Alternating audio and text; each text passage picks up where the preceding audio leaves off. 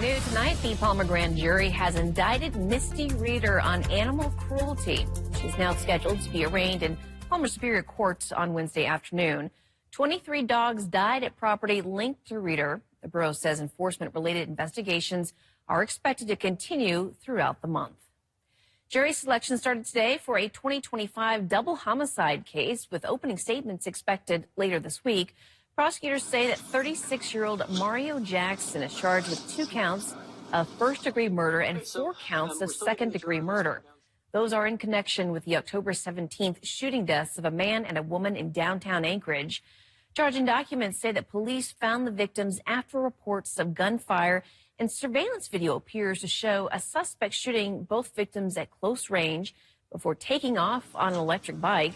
Investigators later linked Jackson to the case using security video from that travel inn. Now, that's where he worked, lived, and recorded and recovered ammunition, they say, matched casings found at the scene. And the downtown shootings were 2 of 3 homicides reported in Anchorage that day, including a separate stabbing death that happened earlier that evening. Police have not confirmed that the cases are connected. I'm apologizing to Alaskans who will bear the cost of this veto. They deserve to hear it said plainly. Lawmakers failed to override a veto from the governor this afternoon on a bipartisan elections bill. The vote was 38 to 22. They needed 40. The governor says that the bill posed legal implications and those concerns, and he says the division of elections wasn't ready to start by November. House Speaker Bryce Edmonds says the results were extremely disappointed and that there would be little opportunity for election reform this session. For more on the story, including what the governor said at a press conference this afternoon, visit our website or our mobile app. It was a wet start to the week, with Anchorage seeing plenty of rainfall. This is what many areas look like, with standing water and, in some cases, slick roads. Chief Meteorologist Melissa Fry is here tracking it now and taking this into the first part of this week. Yeah, Rebecca, it's actually record-setting rainfall that we got this morning. That's the second time we've broken the record for daily rainfall in the past week, and we're certainly not done with it just yet. Take a look at those conditions outside right now. A little hope. We do have some blue sky peeking through those clouds. If you look closely there on the left-hand side of your screen, that is also fresh snow in those mountains around the Eagle River from over the weekend. But you can also see just how dynamic those clouds are as this storm moves through, and how chilly it is, with temperatures sitting at just 42 degrees, about 10 degrees below normal for this time of year. Now we are seeing those raindrops all the way up to Summit Lake. Rain, though, instead of snow like we saw over the weekend. And much warmer in Juneau at 57 and Fairbanks at 53. Dry conditions for you tonight, but we do have rain on the way for the interior tomorrow. And here's a look at those rainfall totals so far today. Again, just over 0.4 of an inch in Anchorage, but well over an inch in Portage and in Seward and Cordova. And it's really Prince William Sound that will continue to see that heavy rain tonight and tomorrow, while we just see scattered showers in Anchorage, the Valley, and the Kenai Peninsula. So a bit of a break heading into your Tuesday with this storm, bringing more of that moisture into Bristol Bay and into the interior. As for Anchorage overnight tonight, again, chances for those scattered showers continue. Temperatures drop briefly into the mid-30s, and then tomorrow, not much warmer. High temperatures only reaching the mid-40s. You can see warmer there in Fairbanks, but seeing some light rain moving in. Juneau at 55, 57, or 37, I should say, but sunny skies for those of you there on the western side of the state. I'll have a closer look at that extended forecast, Rebecca, and what you can expect for the rest of the week here in a few minutes. Thank you, Melissa. Well, 1 month after a U.S. Supreme Court ruling on so-called conversion therapy laws, Anchorage's ban on the practice for minors remains on the books and untested. Our investigative team's Johnson Kuhn spent the last month learning what supporters and opponents say the Alaska implications are. Johnson. That's right, Rebecca. The court did not weigh in on whether the highly controversial practice of so-called conversion therapy works. We're talking about using psychological interventions to attempt to change a person's sexual orientation or gender identity. 1 month after the court's free speech ruling with no statewide ban in Alaska, Anchorage's ordinance remains the only law banning practice in the state. It started here in August of 2020, when Anchorage Assembly voted 9-2 to ban licensed practitioners from performing so-called conversion therapy on minors. The debate was contentious. Opponents argued it violated free speech and parental rights. Supporters said the ordinance protected youth from harm. 3 years later, a similar bill that would have extended the ban statewide died without a vote in the Alaska legislature. Then, 1 month ago, the U.S. Supreme Court's 8-1 decision, siding with a Colorado therapist who argued her state's ban violated her First Amendment rights. The court did not say conversion therapy is safe or effective. We have lots of medical and scientific research to show us that conversion therapy is ineffective. Emphasizing it's a practice every major medical organization has condemned.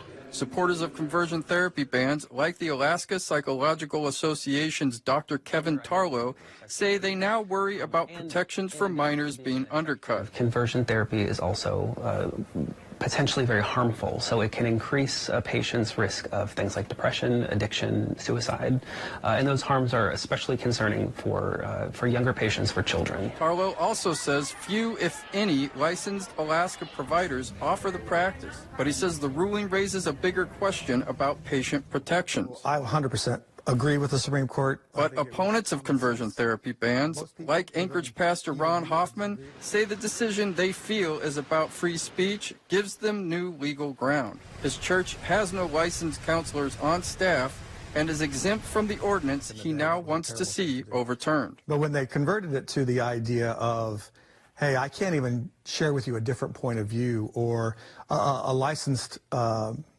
therapist can't say, hey, there is consequences to this decision, or this is a different lifestyle that may or may not be correct. I think that's where it went out beyond its bounds of what the people think conversion therapy is. How do we protect people from clinicians, from healthcare providers that are offering guidance or treatments that are harmful? Because now anybody can just say, well, it's my freedom of speech to say that to a patient in a treatment setting. Two perspectives from this debate. Anchorage's ordinance only applies to licensed practitioners and only to minors, with civil penalties that can reach $500 per day. And Johnson, other states are already exploring workarounds. What can you tell us about those? Right, Rebecca. States doing that include California and Colorado. The states are working to treat conversion therapy as a malpractice issue rather than a speech restriction. Alaska, however, has made no similar move. We expand on that part of our story on our website and mobile app right now. Johnson Kuhn, Alaska's news source. A new report from the state says that 92 people have been hit and killed by vehicles in Anchorage between 2016 and 2025. Out of those deaths, most of them happened between August and October, mostly between 11 p.m. and 2 in the morning. 16% of the deaths happened in the month of September. The state says reducing daylight and changing winter driving conditions caused the spikes. Other things we can look at on the prevention side is just for the pedestrians themselves to be aware of those time changes so that they can dress according to that, maybe use reflectors during the darker hours after summer when there aren't so many dark times. Now, the report also looks at impairments between 2016 and 2024. 54% of pedestrians who were hit and killed by vehicles were impaired, compared to 34% of the drivers involved.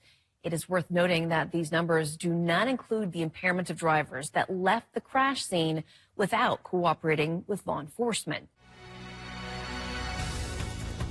So drivers had to figure out a way around this truck with two trailers that crashed into a traffic pole. It happened just after noon, and police say it appears that Matson truck tried a tight left to turn from C Street onto West 6th Avenue. No injuries were reported. The scene was cleared up just about 3 o'clock. The future of the corner of 1st Avenue and Lacey Street in downtown Fairbanks is becoming more clear as the city looks for proposals from developers. The space is where the iconic Polaris building once stood. It was demolished last summer. City Council agreed on the requirements for the space and how they will judge submissions. Now, the proposal went public Friday. It will remain open for 90 days during the summer. The city plans to have space available at that site for retail, recreation, and other activities. Thanks for listening. Click subscribe so you can get the latest podcast from Alaska's news source automatically. And stay up to date with breaking news and in-depth reporting available for free 24/7 with the Alaska's News Source app.